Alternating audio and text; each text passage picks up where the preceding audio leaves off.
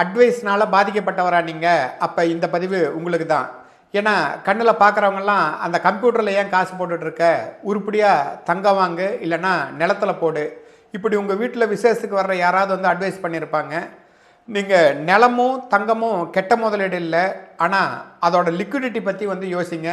ஒரு அவசரத்துக்கு நீங்கள் ஒரு ஸ்கொயர் ஃபீட் நிலத்தை மட்டும் விற்க முடியுமா, இல்லை ஒரு கடையில் போய் தங்கத்தை கொடுத்து மளிகை சாமான் வந்து வாங்க முடியுமா? யோசிங்க. அது ரெண்டுமே வந்து பண்ண முடியாது. ஆனால் உங்களோட ஈக்விட்டி போர்ட்ஃபோலியோ அப்படி இல்லை. ஒரு பட்டனை அமுக்குனாக்கா 2 நாளில் உங்கள் அக்கௌண்ட்டில் வந்து காசு வந்து இருக்கும். இதைத்தான் ஹைலி லிக்விடிட்டி அப்படின்னு சொல்கிறோம். மாமா சொல்கிறது வந்து 1990க்கு ஓகே, ஆனால் இது 2026 காலத்துக்கு ஏற்ற மாதிரி நீங்களும் வந்து மாறுங்க.